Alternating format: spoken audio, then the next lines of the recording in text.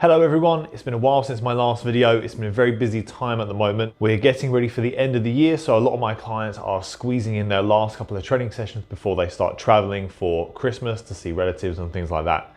So the next couple of weeks are going to be quite busy. But I had a question from a new client the other day regarding the difference between deadlifts and Romanian deadlifts or stiff-legged deadlifts.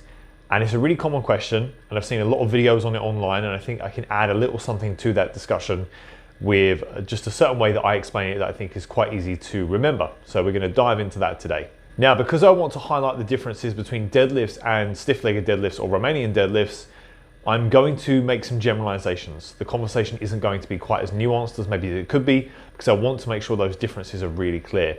So there are some things I'm going to say that you might hear if you're a trainer or if you're someone that has trained for a while. You might hear some of these differences and you might think, well, you know, that's not always the case or that's not always true. And that is fine. I would recommend that you put those comments or those questions in the comment section. We can get into a deeper discussion there, because this video is really aimed at making the differences as clear as possible. So I'd love to discuss this more, but to keep this video to the point, we're going to go through it in very general terms. And if you are listening to this video and you do want to make a comment, please make sure to also like and subscribe as well. Let's get this channel going as much as we can. I really appreciate the help with that. So firstly, we're just going to talk about deadlifts. And if you saw this on a program, you'd most likely just see the word deadlift. I sometimes, for my clients, refer to it as a floor deadlift, a full deadlift, or a regular deadlift. But these are just words I use to differentiate for my clients that are also doing a Romanian deadlift or a stiff-legged deadlift. To be clear, this is just a deadlift. So what that means is this is the most straightforward version of the deadlift. There are no terms and conditions to how you do the movement. You are performing a lift from a dead stop. So dead and lift, that's our deadlift. Now, an important part of that is the fact that you're lifting from a dead stop, and that dead stop is usually the floor. So the barbell normally starts on the floor, and you normally fully rest the barbell on the floor for every rep of a deadlift that you do. To reach the floor with the barbell, for most people, that requires that you bend your knees as you're going through the movement. So although the deadlift is largely driven by hip movement, you normally bend the knees to help get the bar to the floor, so that you can set up for the next rep and get as tight as possible as well. The other benefit of the knee bend for most people is to give a little bit more leg drive to the start of the movement, and you can really focus on pushing the floor away.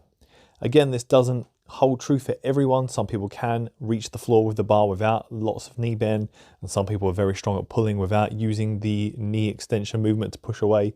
But for all intents and purposes for this explanation, most of the time, there is a knee bend in the deadlift. So to recap, for the deadlift, there is a dead stop at the start of each one. There is some hip movement, but there is also some knee movement to help with range of motion and force production. The main focus of all of these components is that you can start each rep from a resting point and work on getting psyched up and braced to produce really high force and lift a weight from the floor as efficiently as possible. This makes it a very popular strength move. Moving on to the Romanian deadlift and the stiff-legged deadlift, I'm going to use these terms interchangeably for now. Some people could argue there are some differences between them. To keep this simple, we're going to talk about them as if they are the same thing. And the Romanian deadlift and the stiff-legged deadlift, they are like cousins of the deadlift. They share a lot of the same DNA in how you move and how you lift the weight, but that prefix, that little qualifying word, Romanian or stiff-legged, means there is something specific about the way that you do that deadlift. It comes with its own rules and its own terms and conditions. So the aim with the Romanian deadlift or the stiff-legged deadlift is not about just lifting the most amount of weight as it is for the regular deadlift.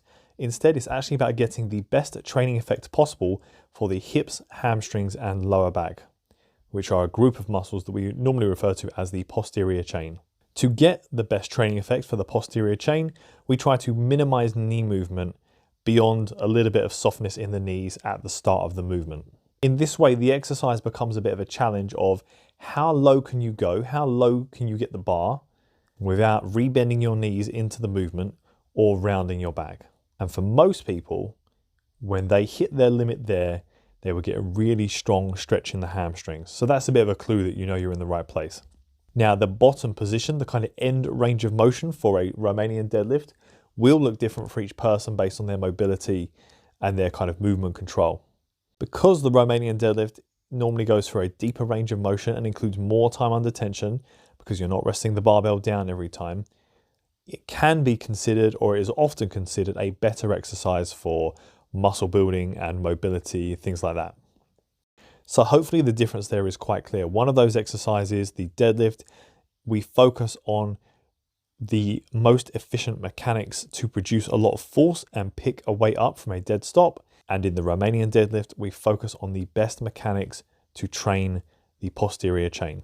In the deadlift, we change our body position to reach a specific range of motion, i.e. resting the barbell on the floor or on blocks every time. So we allow the knees bend to accommodate that end goal of reaching the floor or blocks. In the Romanian deadlift, we modify the range of motion to maintain a similar body position. So if I can't get the bar past my knees without bending my knees because my hamstrings are so tight, I don't go lower. I stick to that strict movement pattern and I modify my range of motion to keep that movement pattern. This can get confusing because as much as I'm trying to highlight differences, these movements sometimes have similarities. So I'm saying that the deadlift usually goes all the way to the floor, but the Romanian deadlift doesn't. But actually, if you've got very mobile hamstrings, you can do a Romanian deadlift down to the floor, and you can even set the bar on the floor and reset before the next rep and still maintain that very stiff-legged position. And that is in fact why my client asked me this question in the first place, because they are someone who can touch the floor in both exercises. So there's no point me saying in a regular deadlift you touch the floor, in a Romanian deadlift you don't, because she can touch the floor in both of those movements. We also say that the Romanian deadlift emphasizes the hamstrings, glutes and lower back, but the regular deadlift also taxes these areas. It's just not in such an isolated way, and there isn't so much time under tension because we reset the bar each time. So again, there are some generalizations. I am kind of making some points very broadly, but I do like to consider the full deadlift from the floor to be a key strength exercise in many of my clients' programs, and the Romanian deadlift to be a muscle building exercise or a mobility exercise or an accessory exercise for the regular deadlift. So yes, there are some generalizations, but this isn't a bad way to start thinking about deadlifts, just so you can start to get an idea of how the movements should be different to one another. So hopefully that helps. Make sure to send any questions you have into the comments, whether that's about deadlifts, strength training, gym motivation, strength and conditioning, anything like that. Make sure to like and subscribe as well. And if you have Instagram, you can follow me there as well. And you can also check out the blog. Thanks for watching, and I'll see you for the next video.